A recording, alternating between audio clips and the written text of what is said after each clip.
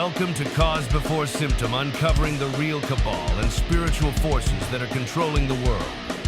And now, here is your host, James Carner. Welcome to Cause Before Symptom. I'm your host, James Carner. Tonight is November 24th, 2025.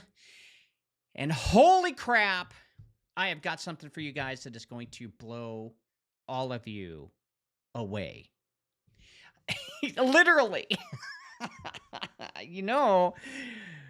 Oh my God. Okay. How do I even begin to introduce this? Because today was a huge day for just me and confirmation. We've been talking about Ethiopia for the past, 7, 8, 9 months? And I've been doing research on Ethiopia for 9 months, and a gal from Ethiopia and her family is now going to be watching my son. And not only that, today, after 12,000 years, a volcano erupted in Ethiopia. I know I'm getting ahead of myself because I can't help it. The volcano name that erupted, it's going to blow your mind. Shout out to everybody on the live chat Rumble. Number one warrior is Royal Rumble saying, "What's up, Pastor? What's up, warriors? When things get tough, remember pressure creates diamonds, and God always has a plan for us." Amen to that. Number two warrior is Boots After saying, "Crazy times. Hello, Pastor James of the Rumble Airwaves and creator of Elite Potion Detoxifier. Great product. Thank you. You're welcome." He also says, "Hello, fellow warrior and listeners. Thanks for being here and hitting the thumbs up button." Number three warrior is Scorpion saying, "We're going to need bigger tacos." You guys would... That's funny. If you're a part of this show, you got to be in the live chat to get all these funny jokes. And number four warrior is Claire. Claire stating, "Hello, everyone, Claire. Everyone, guys, thank you. Welcome. Holy cow, do we have one heck of a show for you tonight. It's going to be a long one, so dig your heels in. Let's get into breaking news." Welcome to Shitty Breaking News with your host, James Carner, offering his shitty opinion. Judge tosses out the criminal charges against James Comey and Latita James. Told you, they ain't going to do shit to those who covered up for everybody else between the warriors of the Orsini and Lee family, or Breakspear. So basically James Comey gets a walk, write another book, retire in Hawaii, and he's rocking and a-rolling. Not to say that God's not going to have the final word on him. So if I were Comey, I'd be praying. Zelensky warns against giving away territory to Russia as latest Ukraine crap. Well, what does he warn about? Russia's going to get some territory, so there's nothing you can do about it. And your little war... usually wars last around 4 years, 4 to 8 years. Well, it's coming up. Should be crumbling here soon. Claire says, Haley Gubby, name of the volcano in Ethiopia. Yes. Now, Claire, do me a favor. Now go Google the translation to Haley Gubby. I want your mind to be blown. Go Google the translation of what Haley Gubby means. You're going to be blown away. Trump abruptly pulled plan to announce Obamacare extension after significant issues. He pulled the plan to announce Obamacare extension. Pulled it. Well, who gives a shit? Marley Taylor Greene is staying out of the election to replace her own. Well, good for her. I'm going to call you a wimp. I'm going to call you a failure. And I don't think you were in the people's interest. If you were, you would risk everything. You would, for the truth. But you must not like what you saw, where the country's going, and you must have felt like there is no way around it. Well, with God, anything's possible. So if you're a Christian, like you say, what you did is unconscionable. You backed down against the serpent, scared. tucked your tail between your legs, and that's on you. You should have stood and got on those cameras and said what they're really doing and who's really in control. So we can all start doing our research and find this stuff without having to verify. But that's our job anyway, isn't it? Trump administration live updates. Trump accepts invitation from Xi Jinping to visit him in April. Lots of ways away, but apparently Xi Jinping needs to get some stuff done. Apparently, I don't know. Kyiv targeted in a large Russian missile attack. Well, I didn't do it. Yeah, it's war, guys, and that's what happens during war. So all I have to say is get used to it, because war is money. Money is the racket, and it's been going on for thousands of years, and that's pretty much what it is, and that's all of the breaking. Well, you know what's funny? The volcano didn't even make the top 10. This volcano eruption is huge. And wait till you hear what Claire has to say, what the meaning behind the volcano is. Well, we're going to be talking about here shortly. And that is shitty, crappy breaking news. We're going to go to a quick commercial, and then I'm going to prophesy over Ethiopia. No joke. No joke.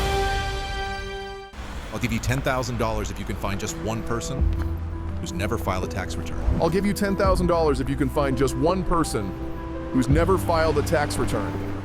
Have you ever filed a tax return? Yes. Nobody. Not one. It starts at 16.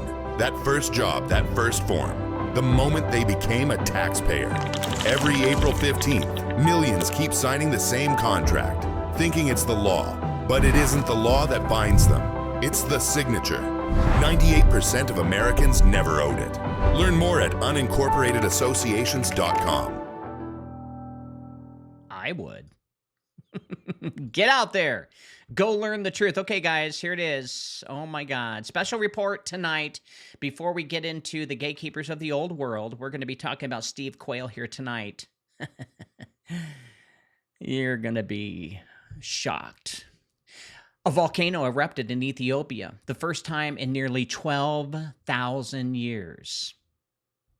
Now, while we were working on and through the Ethiopian Canon and the Tablet of Witness, literally reconstructing the registry of Adam, the bones, and the sealed testimony, something happened on the other side of the world, something that has no business happening now, something that has not happened since humanity first walked out of the garden. A volcano in Ethiopia, a volcano that has slept for 12,000 years, suddenly woke up. Now listen to this. The name of that volcano, Haile Gubby, sounds exotic until you break it down in the language of the land. Haile, in Ethiopia's ancient tongue, means high, exalted, lifted up. Gubby comes from a family of Cush or Cushitic and Semitic roots, meaning a hollow, a pit, a mound on a burial, a grave enclosure. Are you catching my drift here, folks? So Haile Gubby, the mountain that erupted in the exact same window we were unsealing the Ethiopian witness, means one thing: high grave, exalted tomb, the raised burial. Are you not blown away? In the same spot where I've been teaching people that this may be where we're going to find the tablets of Adam, the tablets of witness, in the book that I wrote, The Stone That Speaks, all about the location of where the tablet could be. We even spoke about how Noah, on his first landing, took the bones of Adam and Eve and sealed the cave back up and then floated down to Mount Ararat, or up. I want you to hear the symbolism in this. We're talking about Ethiopia, the land of Adam's bones, the land of the cave of treasures, the first altar after Eden, the place where God preserved the scrolls when the West tried to erase them. And at that exact moment, we begin reassembling the ancient testimony, a mountain whose very name means high grave, bursts open for the first time in human memory. This is the same pattern we see all throughout Scripture. When a sealed thing is disturbed, Daniel's seal, for example, that I told you we're breaking, which broke 8 hours ago, which was a volcano in Ethiopia. Well, when the sealed thing is disturbed, creation reacts. When a witness is opened, the ground itself bears testimony. When the registry is touched, the land cries out. It's not that we caused it, it's that the timing is synchronized. And this is validation for all that I've been working on and confirmation that I'm on the right trail. 12,000 years of silence, and the moment the witness of Ethiopia is being restored, the high grave itself opens up. I'm telling you tonight, this isn't random. This is a marker. This is a timestamp. A sign that the land which carried the first testimony is still alive, still responding, still speaking. Now, do you think I have the power to explode a volcano in Ethiopia that just so happens to be called High Grave? Do you think I have the power? Do you think that the elites have the power to explode a volcano? Maybe to cover up the witness of testimony, to try to seal it after we're discovering it?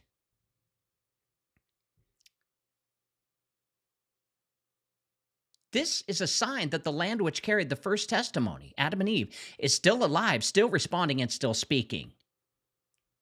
Ethiopia has now entered the conversation, folks. And what are the odds? What are the coincidences of this?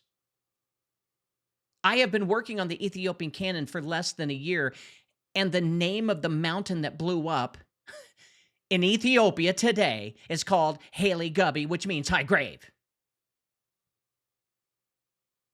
This should make you have goosebumps and the hairs raise up on your arms and legs. Now take this into consideration. There are 5 high mountains in Ethiopia. One is Rosh Dashan, meaning the general, the head commander, the summit of the head. And it's also Ras in Amharic, and Ge'ez literally means head, chief, prince, commander.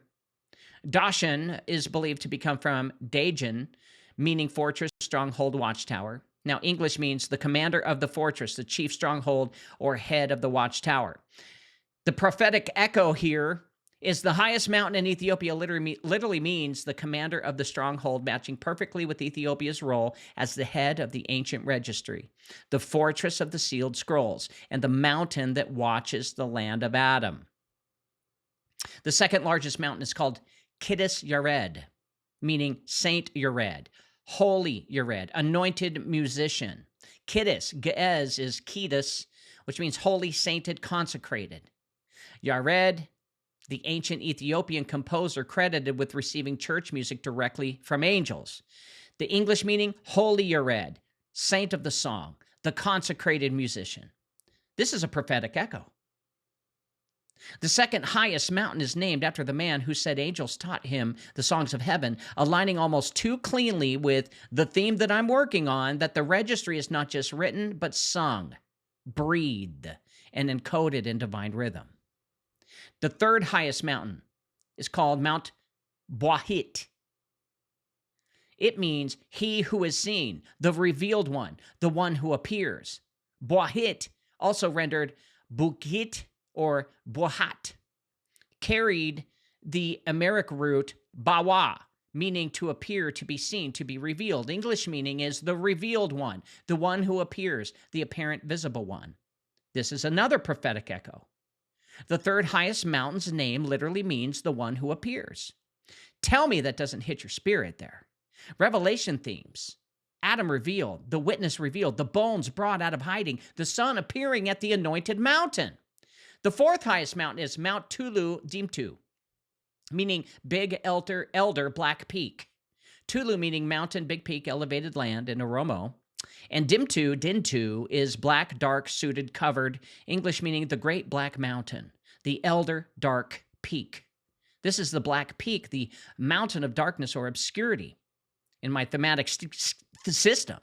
This can be read as the concealed era, the hidden age, or the mountain overshadowed until the witness is restored, which I do believe that Jesus was black. And Abuna Yosef is the fifth largest mountain, meaning our father Joseph. Abuna, our father, the title for bishops, saints, spiritual fathers.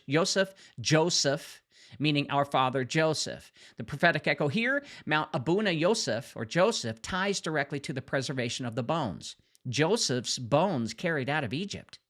The theme of the righteous lineage and the safeguarding of testimony across generations. Now, putting it all together, this is insane. The 5 highest mountains in Ethiopia form a prophetic sentence.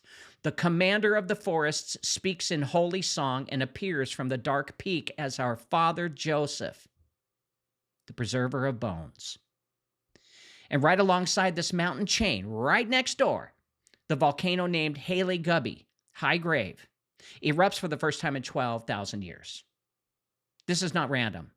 This is a narrative. This is registry. This is my calling. And I have proof to back all this up because you guys are my witness. Now, the tablets, Adam's witness, the tablets that were buried with him, with Adam and Eve, as the Ethiopian Canon says that Noah grabbed the bones first before he left to Mount Ararat. The tablets would not be on Ras Dashan. I'm trying to find where the tablets are, right? Even though it is the highest mountain, because that peak speaks of command, kingship, and the high watchtower, not a burial or sealing. They would not be on Kiddush Yared, for that mountain belongs to the holy song and angelic liturgy. Nor would it be on Bwahit, which represents appearance of revelation, the unveiling stage, not the burial stage. Tulu Dimtu carries the name of the darkened peak, the concealed age, but it belongs to the Oromo highlands, far from the Adamic centers of the tradition. And Abuna Yosef, though tied to Joseph in the bones of the righteous, represents preservation and carrying, not original placement. So what I'm getting at is, the Ethiopian canon consistently points to a low, rift-born terrain where Adam was buried, where the first altar was raised, where the dust of the earth was freshest, where the angels returned to teach his children, and where the bones were stored before Noah carried them. That land is Afar, A-F-A-R, the cradle floor of the world, the furnace of early humanity, the geological womb of the rift. And within Afar, no site has ever carried a more precise symbolic name than the one that has just erupted after 12,000 years, Haile Gubbi, or Gubby, the high grave. The tablets would not be on the commanding summit or the holy peak or the place of appearance. They would be in the high grave, the sealed vault, beneath the lifted mound, the place named for burial and elevation at once. Ethiopia's highest mountains describe stages of revelation. Only one mountain describes the sealed chamber itself. Now, given the canon, the registry sequence, the burial traditions, the geography of Eden's eastern gate, and the timing of the eruption, the tablets belong not on the heights, but in the high grave of Afar, beneath or within the Haile Gubbi complex, where the earth has just signaled that something sealed has shifted. Claire says, James, did you just say Jesus might be black? Did I hear that correctly? Well, either black or really dark-skinned or from the Middle East. I mean, after all, he's from Jerusalem. They weren't white. Ethiopia is not a country that allows outsiders to walk into its sacred or sensitive regions, okay? Especially not after a geological event that could expose anything ancient. Now, the nation's entire identity has been shaped by resisting foreign intrusion, preserving its spiritual heritage, and protecting its land from colonial exploitation. Ethiopia is the only African kingdom that has defeated a European empire, the only one that kept its monarchy, the only one that has never surrendered its religious custodianship. It hid the Ark of the Covenant for 3,000 years. It protects monasteries no foreigner has ever entered and guards archaeological sites with the secrecy unmatched anywhere on earth. And when it comes to sacred ground, their default stance is absolute refusal. The Afar region, where the eruption took place, is one of the most hostile and heavily armed terrains in all of East Africa. This is not a soft or vulnerable area. Afar tribes are fiercely territorial, anti-colonial, and deeply suspicious of outsiders. And they live in a landscape of volcanic desert, fault lines, and ancient traditions that define their identity. Border conflicts with Eritrea and tribal rivalries have kept this region militarized for decades. A foreign scientific team that would go in immediately after a volcano eruption to study it would not be permitted to walk into Afar, even under the banner of geology or humanitarian study. And they would be turned back long before reaching Haile Gubi, or Gubby. Now, to enter outside powers would need military pressure, just like Italy did, twice. Covert action or a negotiated access that Ethiopia historically refused to grant. So what I'm saying is, Ethiopia is going to be the ones, after this volcanic eruption, to find the tablet.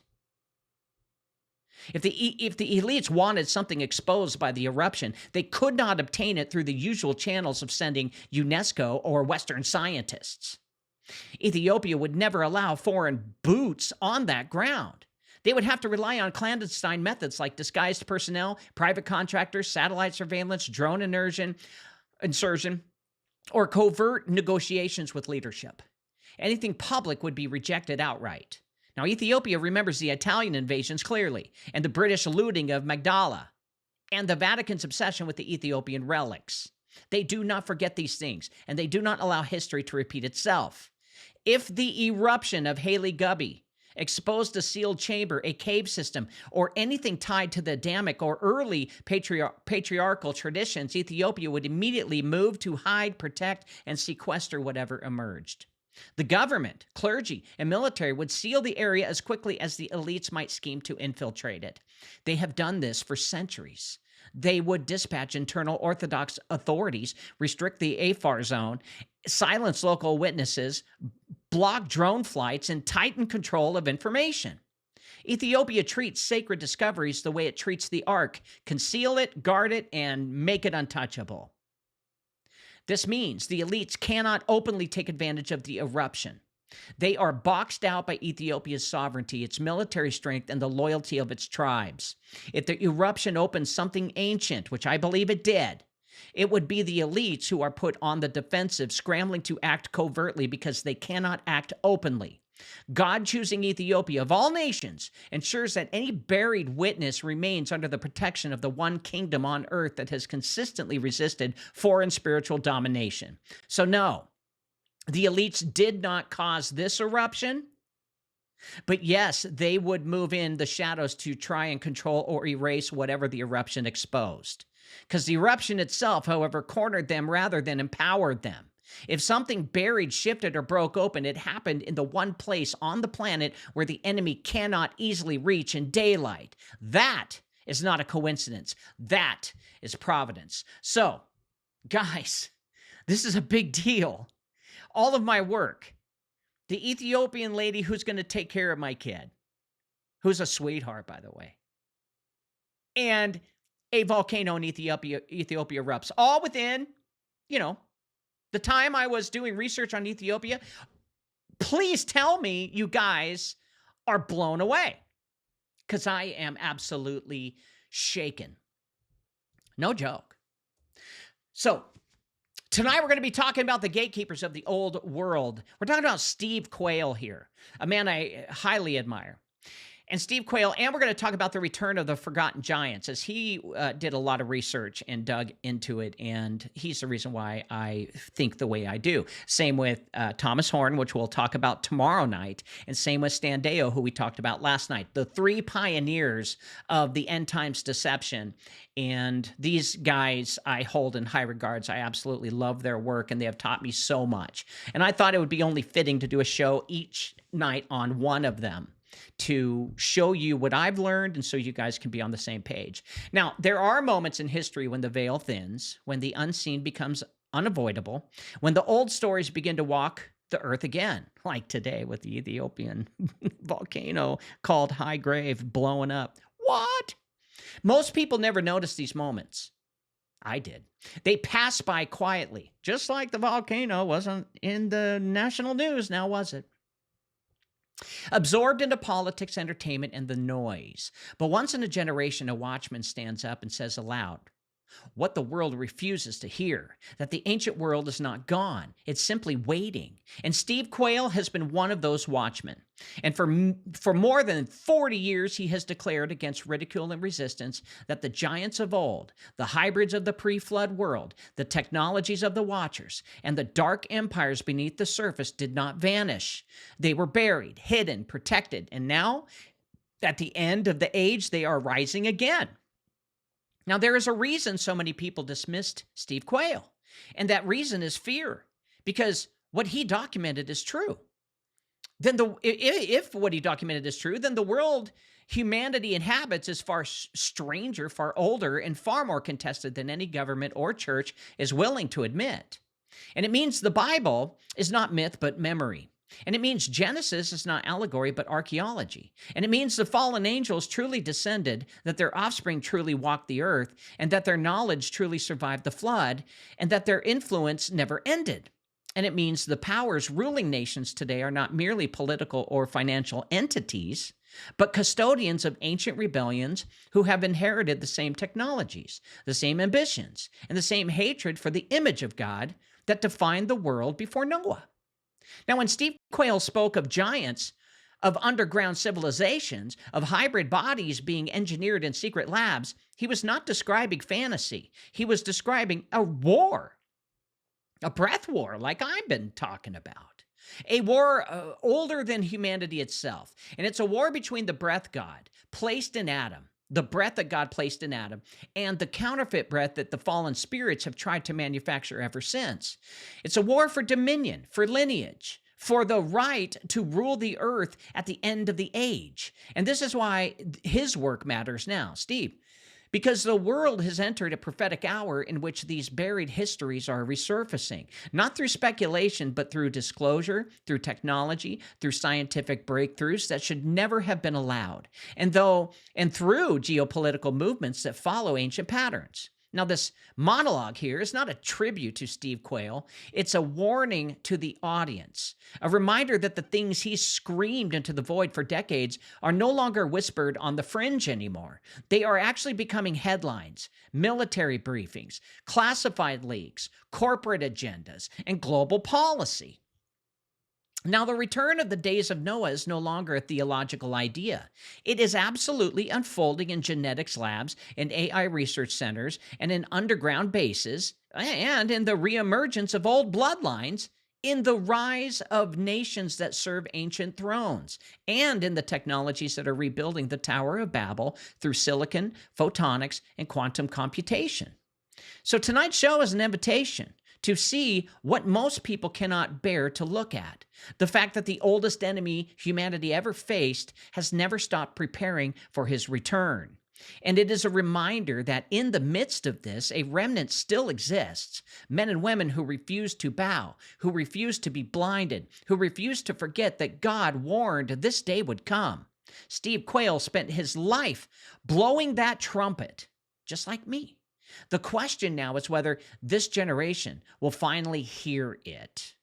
Now, every age produces experts, commentators, scholars, but very few produce true watchmen.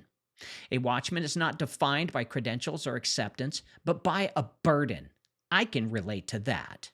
It is the crushing knowledge that something ancient is stirring, that deception is rising, and that silence would be betrayal. When examining Steve Quayle's work, it becomes clear that he never intended to become a public figure. He became one because he could not ignore what he was seeing. Long before governments admitted the existence of underground bases, before the military acknowledged encounters with non-human entities, before archaeologists reluctantly hinted that human history may be far older and far stranger than textbooks allow, Steve was warning that the world was built on a buried foundation and that those buried things were beginning to move.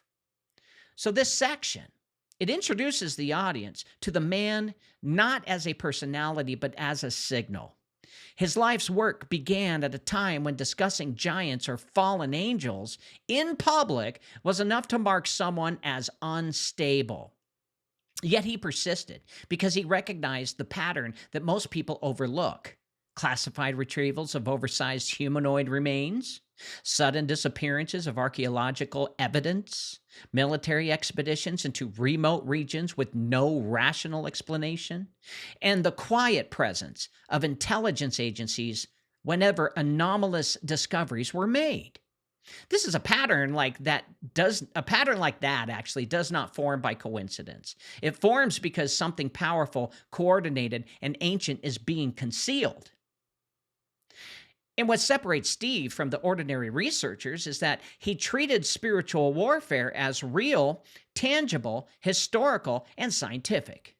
Instead of seeing the supernatural as allegory, he saw it as the root of world events. Instead of assuming the Bible was metaphor, he assumed it was eyewitness testimony. And this is why his message resonates today more than ever. As the world becomes increasingly unstable, and as institutions lose their credibility, people are realizing that the watchman who warned of these things decades ago wasn't delusional. He was early. Now, the audience is invited to consider the significance of that. Why would one man spend decades compiling reports of giant skeletons, hybrid creatures, underground civilizations, and ancient technologies if there were no truth behind it? Why would he endure the cost, before the internet, of all things, public ridicule, professional isolation, and being labeled as extremist, unless the burden was real? And why have so many of the things he warned about slowly crept into mainstream discussion only after the world entered the prophetic little season that the scripture describes? This first part situates Steve Quayle as the watchman standing on the wall when the rest of society was asleep. It sets the tone for the entire show tonight that the warnings of the past are becoming the revelations of the present. And the buried truths that Steve carried alone for far too long are now rising into full view as the age of secrecy comes to an end. Now, to understand the world as it is today, the audience must first understand the world as it was. Modern history paints a picture of human progress, nations rising and falling, empires competing for resources, and societies advancing through innovation. But Steve Quayle's work tears away the comforting narrative and reveals an actual deeper, older conflict, one that predates cities, predates kingdoms, and even predates humanity's fall from Eden. According to the biblical and extra-biblical record, the first war on earth did not begin with men fighting men, but with fallen beings from the unseen realm descending onto the mountain of the old world to corrupt, dominate, and reshape creation. Now, that war never ended. It simply changed battlefields. And tonight, the audience needs to know that when Steve documented giants, hybrid creatures, forbidden technologies, and ancient civilizations, he was not describing isolated myths, but pieces of a single conflict extending across thousands of years. The ancient world was defined by direct confrontation with supernatural beings, fallen angels who brought advanced knowledge like metallurgy, weaponry, and biological manipulation. Their offspring, the Nephilim, ruled as tyrants and demigods, reshaping early civilization according to their father's rebellion against the Most High. Now, when the flood came, it was not an arbitrary act of divine judgment. It was a targeted strike against a corrupted world whose genetic foundations had been completely compromised. We're talking about food and people were not the same anymore. They were genetically modified to fit Satan's kingdom. But corruption does not die easily. Fragments of that world survived, and the knowledge from those beings continued to pulse beneath the surface of history. Now, this show guides the audience into the uncomfortable truth that Steve spent his life exposing, that the elites, the Lees, Aldebrandinis, Massimos, Orsinis, and secret societies and intelligence networks of the modern world have not simply stumbled upon technologies, they have recovered them. They have unearthed the ruins, bones, tablets, and devices of pre-flood civilization and reverse engineered them for modern use. Whether in Antarctica, beneath the deserts of the Middle East, in deep military tunnels where they bore through and then find another old military tunnel from pre-flood aid, or hidden mountain chambers, the same story emerges from Steve's research. Modern power structures are built on ancient foundations that no textbook admits. And this is why wars erupt in places seemingly devoid of any strategic value. This is why nations fight over barren plateaus or remote mountain ranges and uninhabited islands. Well, they're not after land. They're after what lies beneath the land. And they're after the remnants of the first rebellion. As Steve's books, like Empire Beneath the Ice and Unearthing the Lost World of the Cloud Eaters, they document patterns of classified expeditions, missing artifacts, and military-protected digs that reveal a race among the world powers to recover technologies that should not exist. Remember last night we were talking about Stan Dale and the anti-gravitic plasma fields that they were able to create could actually make angels appear or make a ship look like some form of an angel, something otherworldly. Steve also was recording this, but from actual whistleblowers and people who worked for the top secret government clearances. Now, for the audience, this section dismantles the illusion that history is simply human ambition, greed, or invention.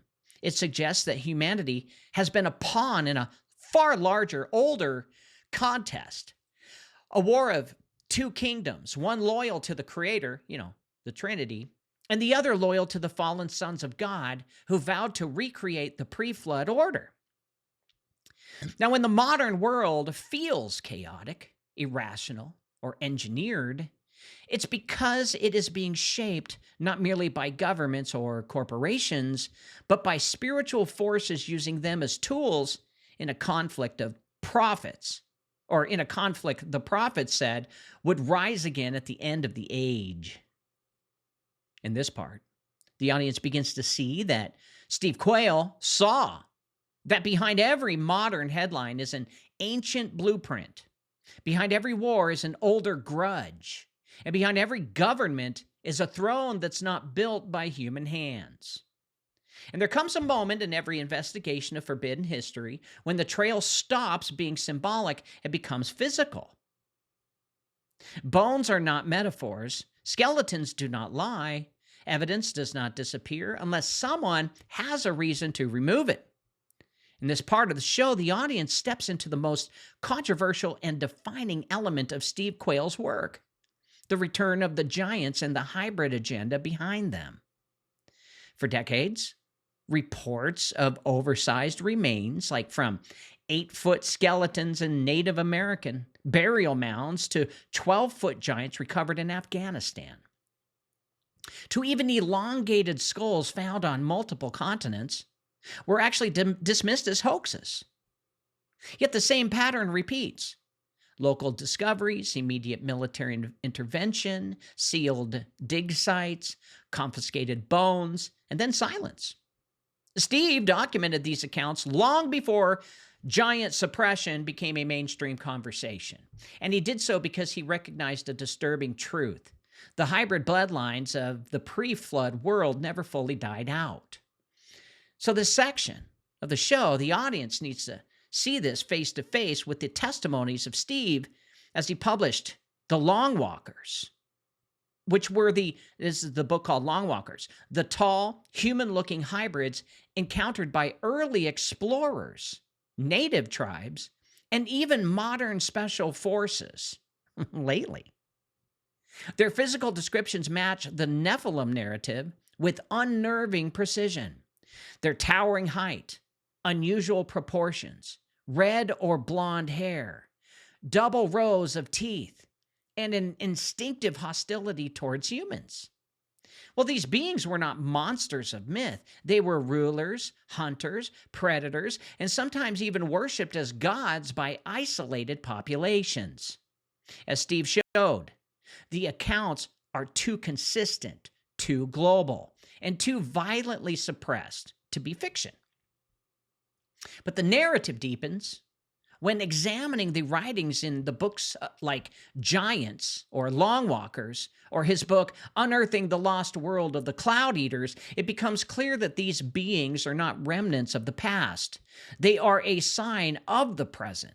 So they're not just remnants of the past, but a sign of the present. And sightings increase in correlation with technological breakthroughs, military expansion into remote regions, or global instability.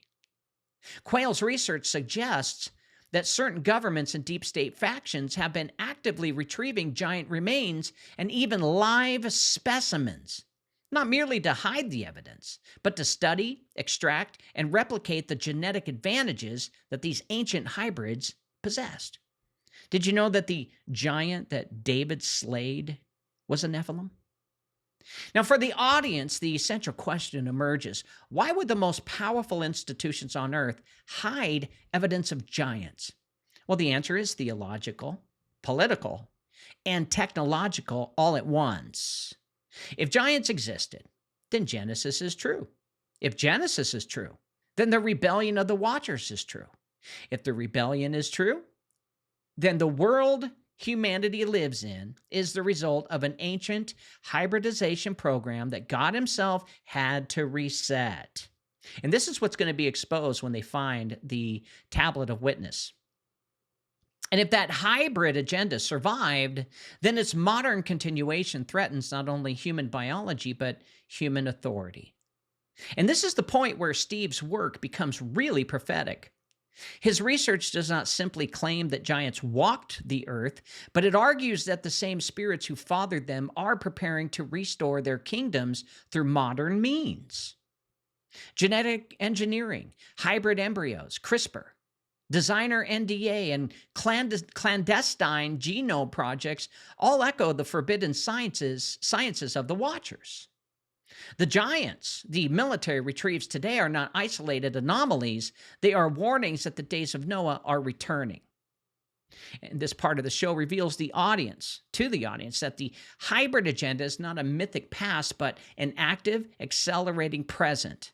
And that the line between human and non-human is being blurred once again, just as it was before the flood. Now, when audiences hear this, many will feel the gravity of Stephen's burden. The world is not drifted into chaos on its own. It is being steered back towards an ancient form, one where giants ruled, hybrids dominated, and mankind lived in fear of beings who were never meant to exist at all. Now, beneath the surface of the earth lies a world that most people never even think about. It's true.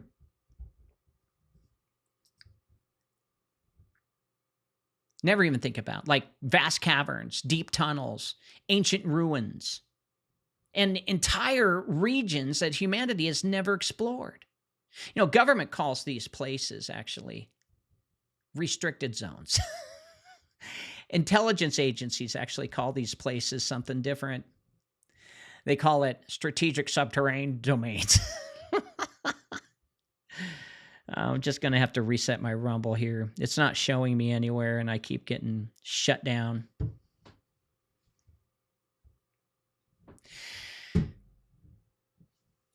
So, governments call them restricted zones, and intelligence calls them strategic subterranean domains. But Steve Quayle called them what they truly are: the remnants and strongholds of an old empire that never died. Now, it could be, we don't know, it could be that Satan and his people drilled underground and stayed there while God flooded the earth. And then they finally came out, because the Bible does talk about Nephilim after the flood. We don't know. But Steve was right that those old empires never died. It is part of the show that the audience descended into, that hidden realm where it's a world where the past is not buried but alive, protected, and in some cases still inhabited. Meaning when people talk about, hey, seeing other worldly beings, they could be popping up from holes that they've been hiding in for thousands of years. Now, the official story of modern civilization is that humanity climbed upward from primitive tribes, building ever greater cities and technologies. Yet when you follow the patterns that Steve uncovered, military no-fly zones over mountain ranges, sudden geological sinkholes that reveal megalithic chambers, and entire networks of underground tunnels extending across continents, well, a different picture actually emerges. These subterranean regions bear the architectural fingerprints of beings far older and more advanced than any known civilization. Enormous chambers carved with impossible precision, massive stone doors that weigh hundreds of tons yet pivot on hidden hinges, and deep shafts that appear melted rather than chiseled suggest technologies lost to time. Steve argued that these features belong to, well, not to human engineers, but to giants, and the Nephilim and the hybrid offsprings of the fallen watchers who dominated the world before the flood. So this part of the show exposes the audience to Steve's most controversial assertion that the old empire did not vanish when the waters receded. They moved underground. The great extinction of the flood decimated their reign, but it did not eliminate the knowledge they carried or the structures that they built. They were just simply found later after we started, like Elon Musk, making drill machines. What do they call those? Bored machines, or what? Bore machines. Now, Steve's research into Nazi expeditions is really cool. Like Operation High Jump, post-war Antarctica migration, and classified tunnel systems suggest that powerful factions in the 12th century discovered these ancient underground regions and claimed them. The Nazis in particular were obsessed with the idea of a breakaway civilization and believed that remnants of the ancient giants survived in isolated subterranean environments. Whether these beliefs were myth or revelation, their expeditions uncovered something significant enough for the U.S. military to intervene, classify, and conceal. He has the proof on it. So as the show unfolds, the audience begins to realize that the world is divided not by nations alone, but by layers, surface civilizations and hidden ones. There is a reason why global powers keep drilling deeper, burrowing into mountains and establishing underground bases that dwarf the structures above them. Steve argued that modern military complexes are not novel creations. They are expansions of older pre-flood systems. And the elites are not just hiding from nuclear threats, they are inheriting and retrofitting ancient real estate. And we're also confronting the chilling possibility that all underground regions are abandoned. Accounts from explorers, miners, military personnel, and indigenous tribes describe encounters with tall, pale, because they don't get much sun if you're living underground, human-like beings in deep caverns, massive footprints in sealed cave systems, and roars or mechanical sounds emanating from miles below the surface. These stories are always dismissed as hallucinations until Steve began connecting them across continents, cultures, and centuries. The patterns are actually undeniable. And for the audience, this part actually dismantles the illusion that humanity has mastered or mapped its own planet. The truth, as Steve revealed, is that humanity may be living on top of another civilization, one older, darker, and far less human than we could ever want to believe. And the hidden empire beneath our feet is not myth. It is the unfinished story of the first world, reclaimed by the governments of the second, preparing for the rise of the third, the final world the prophets warned us about. Now, when audiences grasp this, they understand why the elites guard Antarctica. Nobody's allowed there. It's sealed off by like 30 nations, and they all are in agreement that no one can get there unless you pass a certain background check and pay money. Also, why the satellite imagery is edited. I could attest to that. I've looked at Antarctica on Google Earth. There are so many things that are blocked. So satellite imagery is edited, and why unexplained booms echo underground. I've heard them. And why Steve Quayle insists that the real powers of this world are not always above ground. They're below it, waiting for the moment when secrecy is no longer necessary. And there's a point in this journey where you guys must confront the most unsettling truth of all, that the ancient rebellion was not only spiritual, it was biological. The fallen watchers did not merely teach forbidden knowledge, they altered creation itself. And their offspring, the Nephilim, were more than just giants. They were prototypes, hybrid vessels designed to host corrupted spirits and to dominate God's image bearers through strength, intellect, and spiritual influence. The flood ended their first empire, but it did not destroy the blueprint. And this is where Steve Quayle's work becomes more relevant in the 21st century than ever before. Because what the fallen did through mating in the ancient world, modern scientists are now attempting through technology. This section reveals the audience that the genetic resurrection of the old gods is not a metaphor, but it's an actual project. Across Steve's writings, giants, long walkers, cloud eaters, and blood on the altar, he documents a real pattern. Military laboratories, biotech corporations, intelligence agencies, and private foundations, NGOs, are racing to decode ancient DNA recovered from giant skeletons, elongated skulls, mummified remains, and deep earth chambers. These sequences are not treated as archaeological curiosities. They're treated as assets. Samples vanish. Lab workers sign classified agreements. Research is funneled into black budget programs with no public oversight. And the world is being told that these discoveries are about disease research or evolutionary mapping. But Steve exposed something far darker. The elites are trying to recreate the bodies of the ancient hybrids. Pretty straightforward. Now, the implications here are staggering, as every major advancement in genetic engineering, from CRISPR to stem cell chimeras, human-animal hybrids, synthetic wombs, artificial intelligence, guided gene editing, and ancient DNA resurrection, is pushing society towards a pre-flood world where humanity's image is no longer protected. Steve warned that the ultimate goal is not simply to enhance humanity, but to override it, to produce bodies that can host the disembodied spirits of the giants destroyed in the flood. Jesus called them unclean spirits wandering in dry places, seeking rest. Well, Steve suggested that the modern world is building them new bodies. This part explains the theological logic behind the genetic agenda. As the hybrid children of the Watchers were destroyed physically, but their spirits remained at large, restless and violent, and bound to the earth, meaning they were bastard children. They didn't belong in heaven or hell because God didn't know what to do with them. Scripture presents them as demons, entities long for embodiment, influence, and rule. If modern technology can produce bodies strong enough, long-lived enough, and genetically compatible with their ancient essence, then the hybrid program of the Watchers would resume in full. This is why Steve consistently warned that the push for transhumanism, post-human evolution, and designer genetics is not secular at all. In fact, he was saying all this stuff way before AI.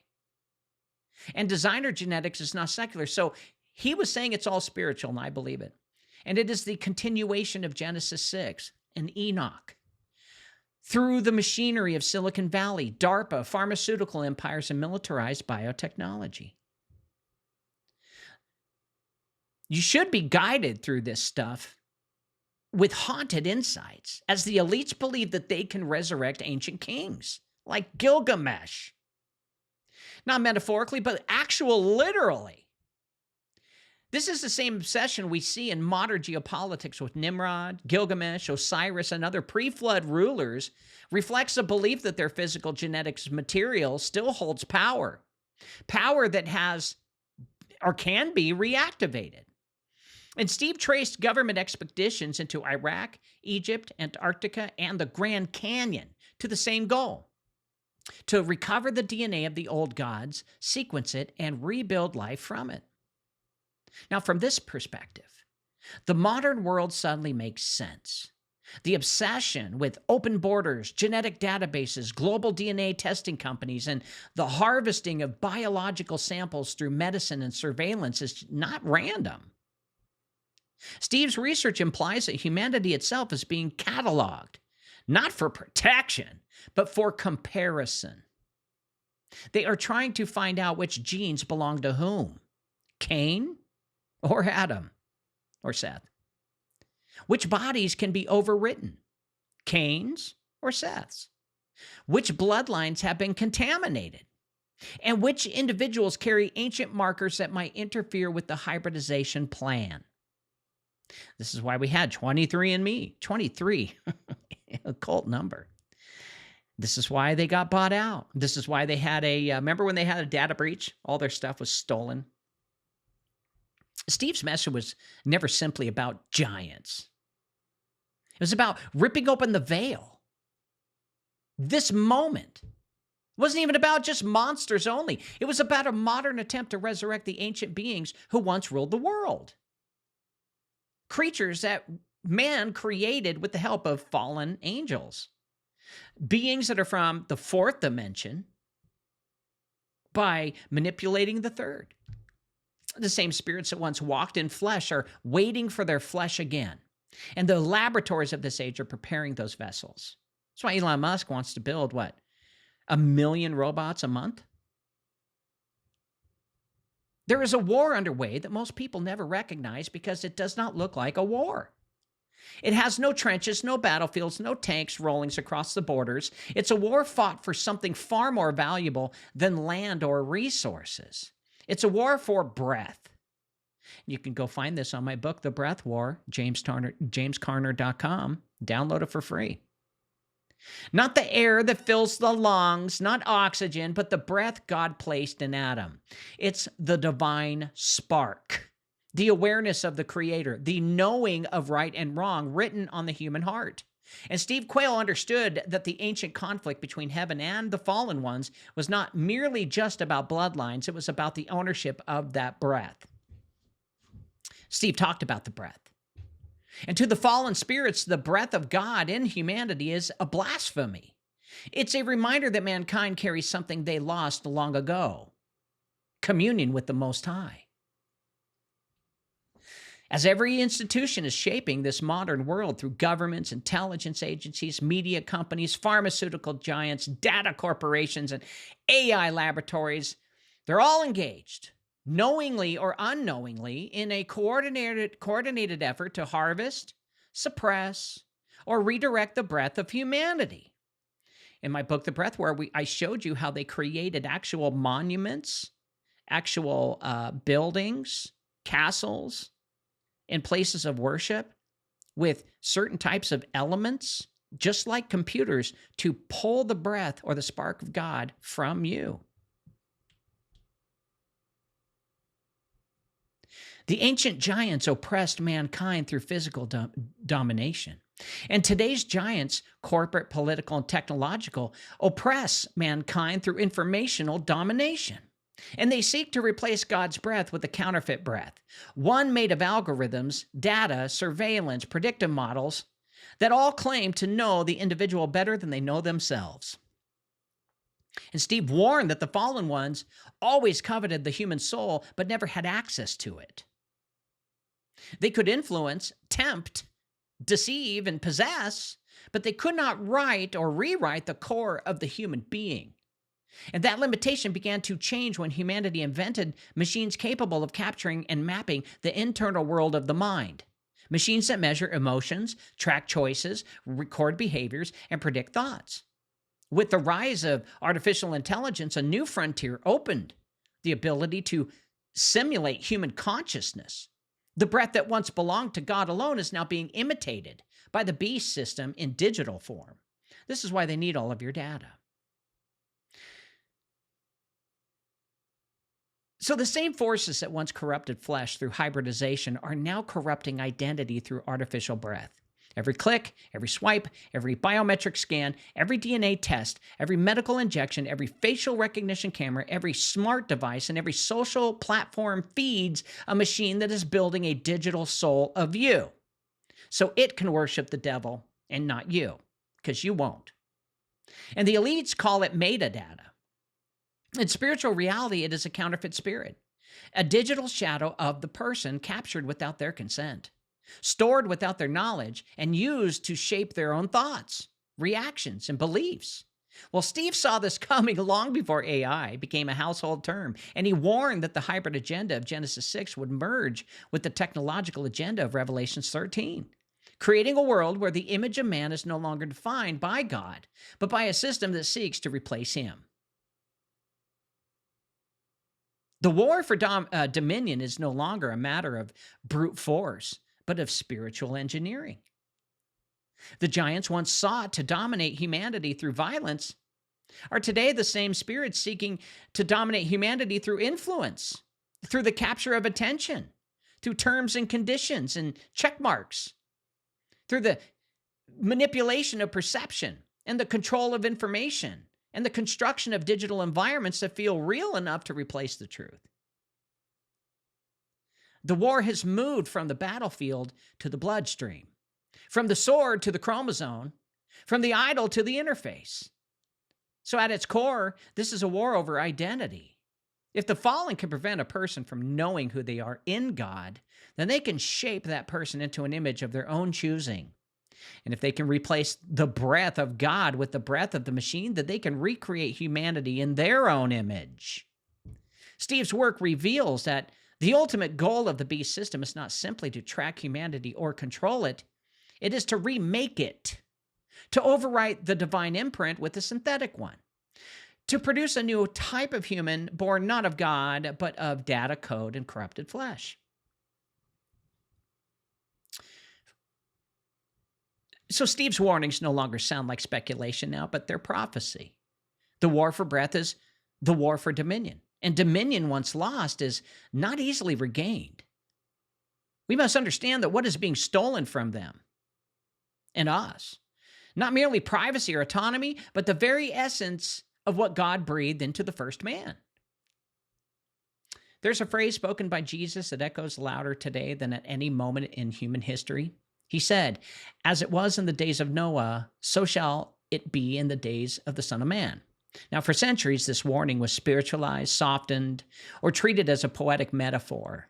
But once the audience understands the convergence of Steve's research, giants and genetic corruption, fallen angel technology, underground empires, and the war for human breath, well, Jesus' words become shockingly literal.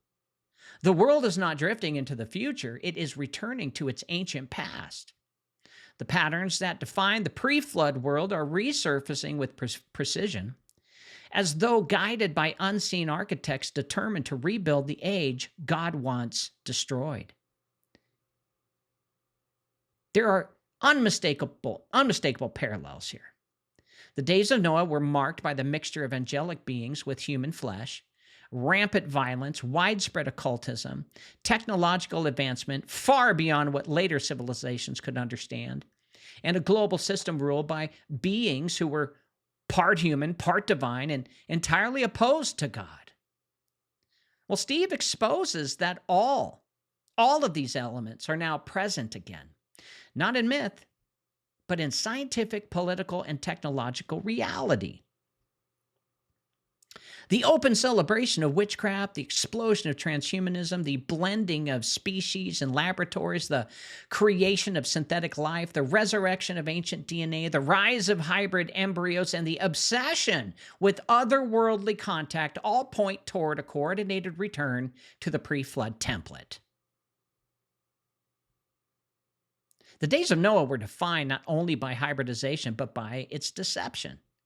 The people of that age became so accustomed to the presence of supernatural beings and hybrid rulers that they no longer saw corruption as corruption. They saw it as progress, evolution, enlightenment. In the same way, modern society has now embraced the very things that once provoked divine judgment, calling them innovation, freedom, science, and progress. Well, Steve warned that this blindness is intentional. The fallen ones are preparing humanity to accept the return of beings who were once worshipped as gods. And they are grooming the world to receive hybrid rulers, supernatural visitors, and alien saviors who are nothing more than the old watchers with new branding. The days of Noah were not simply wicked, they were advanced. Humanity today is racing towards that same sophistication. Artificial intelligence, quantum computing, photonic processors, DNA storage, neural implants, brain-machine interfaces, they're not signs of evolution. They are the reconstruction of a world where flesh and spirit could be fused, manipulated, and controlled. That's where we are. Welcome to the show, Philip. Philip's a new listener. He says, it's all alien. We were the creation of the alien gods. And he said, many robots are already built, early lizard people, the grays in different sizes, and white shining beings, most similar looking to us. Yeah, I used to think that too. I really did. I used to believe that there were extraterrestrial until, well, got into the Enochian canon, and, well, it steered me in another direction. It steered me into the spiritual realm. So Steve's work reveals that the return of the days of Noah is not a poetic warning. It is a timetable, as there's nothing new under the sun. It's coming back. And it marks the moment when the boundaries between heaven and earth, flesh and spirit, human and non-human, begin to collapse. You'll start to see why Jesus forced the comparison here. When humanity reaches the same level of hybrid rebellion and spiritual infiltration that preceded the flood, well, judgment follows. The days of Noah are a prophetic mirror. When the reflection becomes clear, the end is near. When the light is green, the trap is clean. I love the original Ghostbusters. For the audience, this part of the show is not meant to frighten you guys, but to wake you up. Because the patterns that Steve documented so faithfully, ignored for decades, have now materialized across every sector of modern life. The giants are returning. The hybrids are returning. The technologies of the watchers are returning. And the deception that once swallowed the world is returning in a form so refined that only a remnant will even perceive it. That's just a few people. As the return of the days of Noah is not coming. It, I believe, is already here. Amen, Philip. It says, gotta believe in that good spirit out there that connects us all. Amen. And I preach things from a Christianity point of view, just to let you know, Philip. And I've found proof in the Enochian canon that when we're all born, that it's God who breathes in us first. Our first breath comes from the Father. And the Ethiopian canon says that and this is what they found from the 5th, 6th century scrolls that they got from Alexandria and from Palestine, that area, that basically everyone who God breathes into has the spark of life, and it says they are written in the Book of Life. And then I found out that the King James Version created, it was Council on Nicaea, King James, and all them, they created a toll booth Jesus, where you have to accept Jesus or you go to hell. And that worked really well up until people started asking questions, information got out, artificial intelligence, and now we can actually start to see the truth. So the world's changing faster than any generation before it has ever witnessed, and yet beneath the speed of that change lies a design, deliberate, ancient, and chillingly familiar. Steve Quayle spent decades warning that a culmination global system was actually forming before you even heard of a new world order. One that would mirror the unified rebellion of Babel and the totalitarian structure of the pre-flood world. That the emerging global order is not merely political or technological, but it is spiritual. It is the beast system described in Scripture, rising with the same architecture that powered the fallen empires of the ancient world. This system is not emerging from a single nation or ideology. It's rising from the merger of technology, finance, surveillance, military power, and spiritual deception. Steve often emphasized that the beast would not look like a dictator with the sword. It would look like a network, a hybrid connection, hyper-intelligent, self-learning organism that wraps around the world through digital systems, economic control, artificial intelligence, and the total management of human identity. What the Watchers once attempted through giants and hybrid rulers, the modern elites are achieving through data, currency, and code. You see, the beast system has three primary pillars, each mirroring an ancient office of rebellion. First is the mouth of the beast, the global narrative machine headquartered in Geneva, Switzerland. This is where international law, AI ethics, speech restrictions, digital identities, and global governance frameworks are all crafted. It is the voice that defines truth for nations, regulates dissent, and shapes public consciousness. And Steve warned that control of information is control of souls. And Geneva now speaks with a unified authority unmatched in world history. Philip asks, what about the Sumerian tiles? Well, I'd love to talk about that, but it'll steer me way off of the show. But Sumerian tiles, ancient stuff. I've talked about it in my previous shows. You can go to jamescarner.com and just type in Sumerian tablets. Second is the mind of the beast, of the three pillars, centered in Basel, where the Bank for International Settlements sits as the throne of global finance. And Steve's insight into Nazi survival networks, off-book banking, and shadow economies reveal that Basel functions as the neural center of the world's money. Every currency, every central bank, every digital ledger ultimately routes through this one institution. Seriously. And in the age of digital currencies, programmable money, and financial surveillance, the Bank for International Settlements has become the brain of a system that can starve entire populations without firing a single bullet. And when Revelation describes the beast controlling who can buy and sell, Steve saw that this control would not come from governments, but from a supranational financial throne. Third is the spirit of the beast anchored in Freiburg, the global heart of esotericism, eco-theology, and green mysticism. Steve warned repeatedly that the final kingdom would not be atheist. It would be spiritual, and it would present itself as an enlightened, sustainable, connected to future, and grounded in ancient wisdom. Freiburg has become the center of that movement, blending paganism, mysticism, climate ideology, and occult traditions into a single spiritual identity that will unify the world under a false sense of peace. What the Watchers taught in secret, this system teaches in public through universities, environmental cults, and global NGOs. I told you guys about Freiburg, the tri-city that all fit together, form a triangle, Satan's triangle, Geneva, Basel, and Freiburg. Go look it up on my website.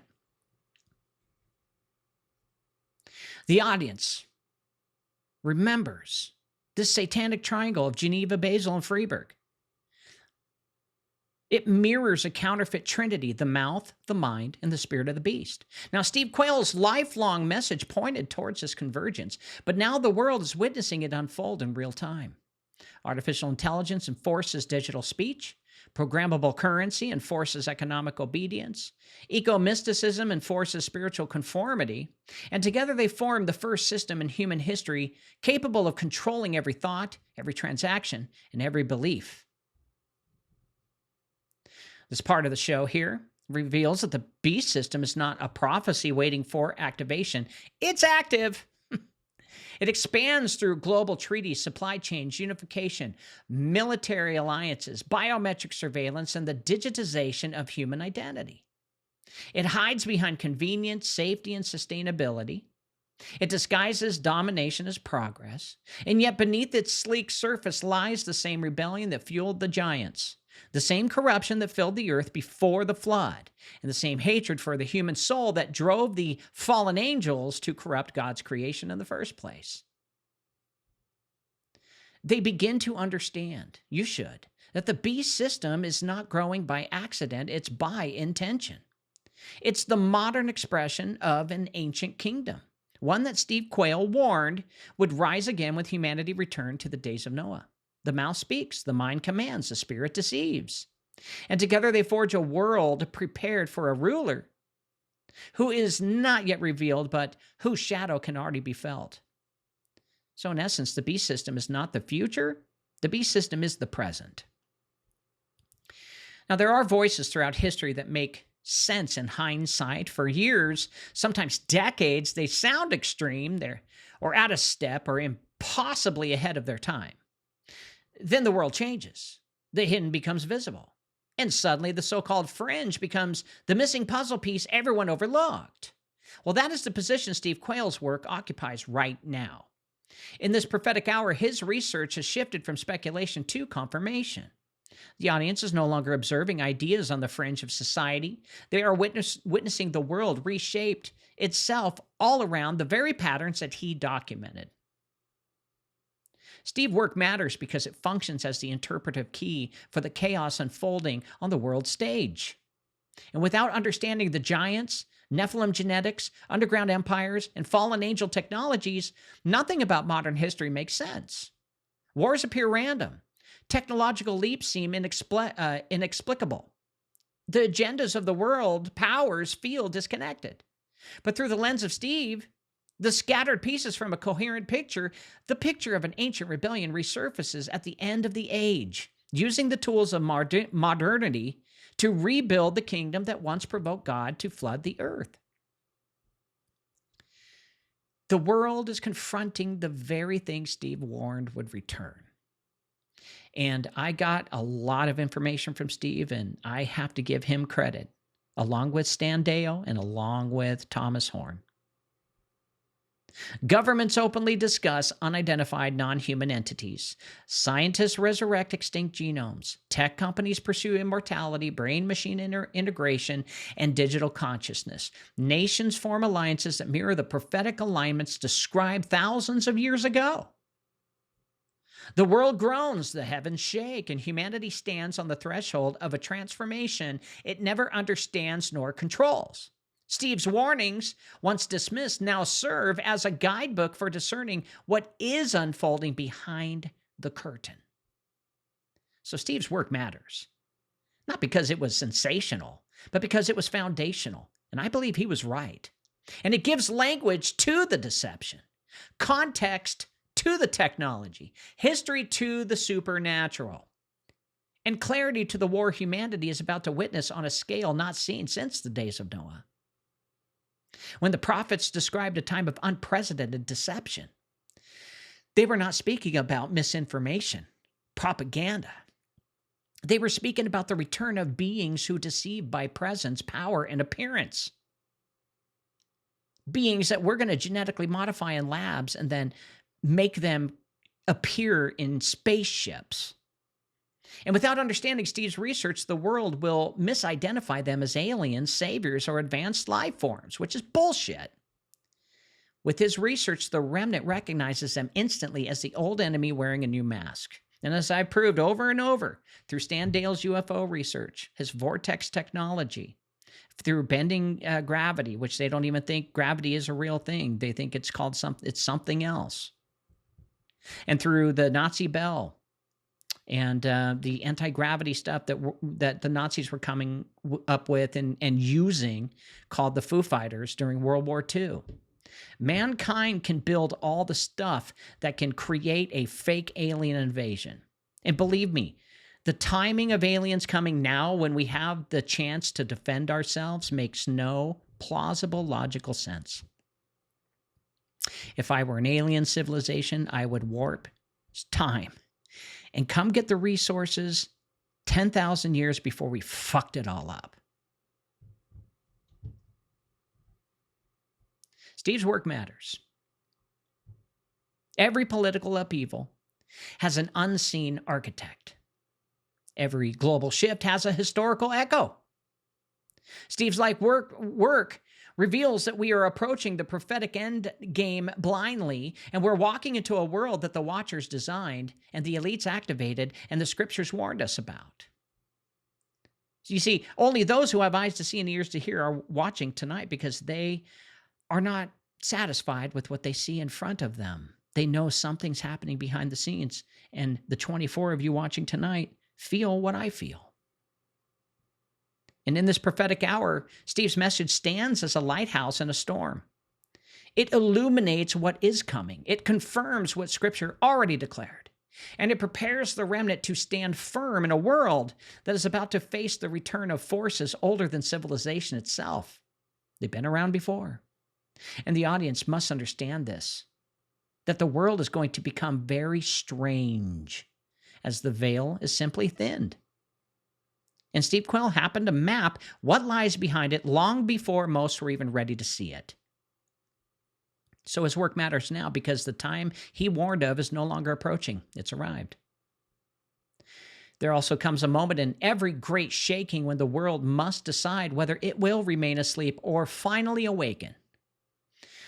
That moment always belongs to the remnant, you and me, the few who can still hear God's voice through the noise, who can still discern truth in an age of deception. That's you and me. Who can still recognize the old enemy even when he wears new clothes. As this show reaches its final section, the audience stands at the crossroads with Steve Quayle because he spent his entire life preparing people. And his message was never meant for the masses. It was meant for those who would carry the testimony of Jesus Christ into the darkest hour humanity has ever faced. He addressed it directly, not with fear, but with purpose. And we should not be defined by size, influence, or education. We should be defined by vision. We should be defined by the ability to perceive what others cannot, to see beyond the propaganda, beyond the illusions, beyond the narratives crafted by the beast system. Because Steve's burden was always that a generation blinded by materialism, technology, and entertainment would fail to recognize the prophetic conversions occurring in real time. But he also believed and lived by that conviction, that God always preserves a remnant who will not bow down to the beast, or the image of, who will not surrender their identity to hybridization, who will not exchange the breath of God for the breath of the machine. You see, I have to remind you that you are not powerless. The world makes us feel small, but heaven calls us essential. In the days of Noah, it took only 8 people to restart humanity. In the days of Elijah, 1 prophet confronted the entire religious system. In the days of the early church, a handful of believers carried the gospel to the ends of the earth. And in the end times, a remnant will stand as the final witness of truth while the world embraces deception on a global scale. I invite you to see yourself in that role.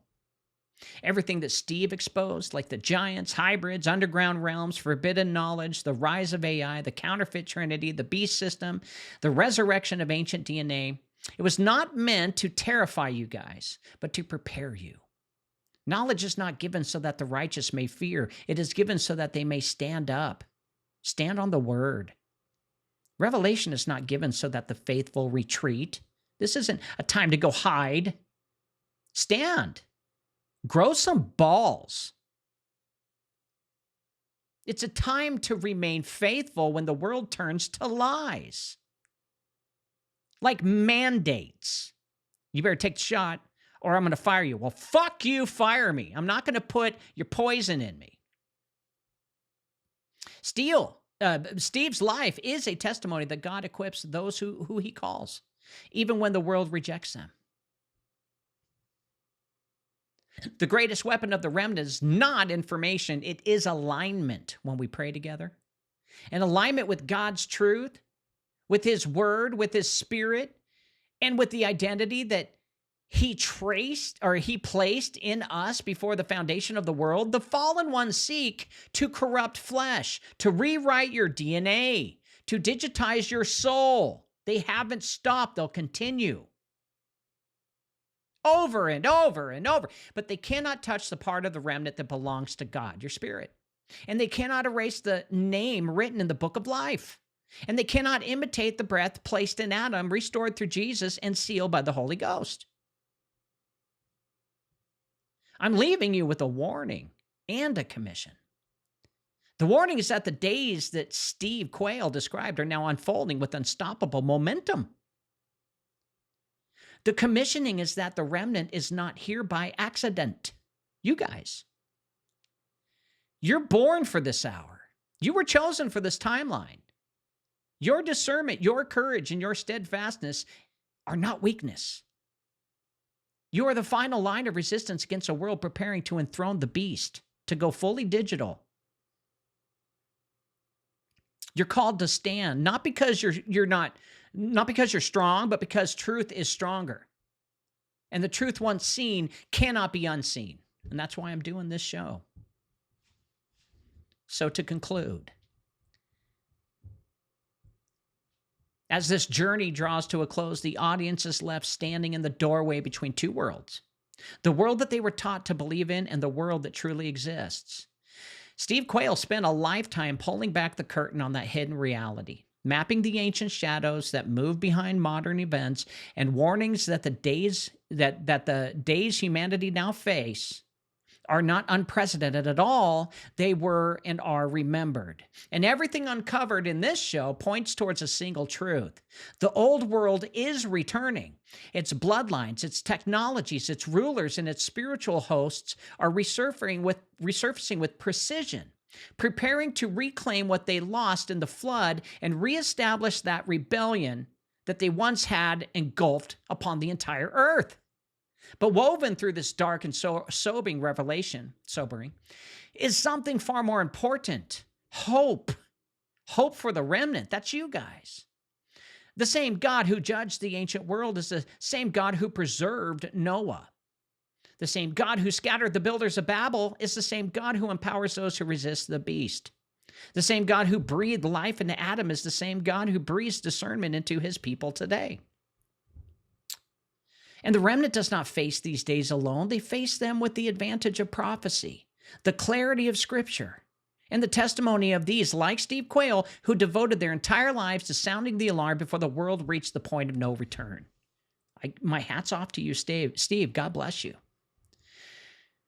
And the conclusion draws the audience into a realization that Steve's message was never meant to induce despair, but readiness, just like I do.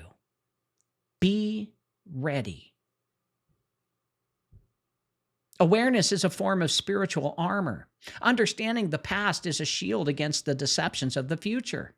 When the world sees aliens, the remnant's going to see the watchers. Because we read history, the Bible, and the Enochian canon, or the Ethiopian canon. And when the world sees progress, the remnant sees the return of forbidden knowledge. And when the world sees global unity, the remnant sees the infrastructure of the beast. And that clarity is the gift of God that gives those who seek him and the truth. Because the world's entering a prophetic convergence now, and it's almost complete. That even secular institutions sense the ground shifting beneath their feet. Technologies appear that no scientist can fully explain. Governments admit the presence of non-human intelligence. Archaeology disrupts the timelines taught for generations. Global alliances form all around hidden thrones. Spiritual movements rise with ancient symbols. They're everywhere. And in the midst of it all, A remnant hears the whisper, prepare. Steve Quayle was not merely a researcher, but a bridge. His work connects the forbidden world of Genesis to the unfolding world of Revelation. It shows that the Bible is not a book of distant stories, but a roadmap for the very age humanity now inhabits. And because of that, the remnant must walk forward with eyes open, hearts anchored, and spirits alert. The days ahead will be challenging, but they are not without divine purpose. This generation is witnessing the final acts of an ancient war, and they were chosen to stand in it.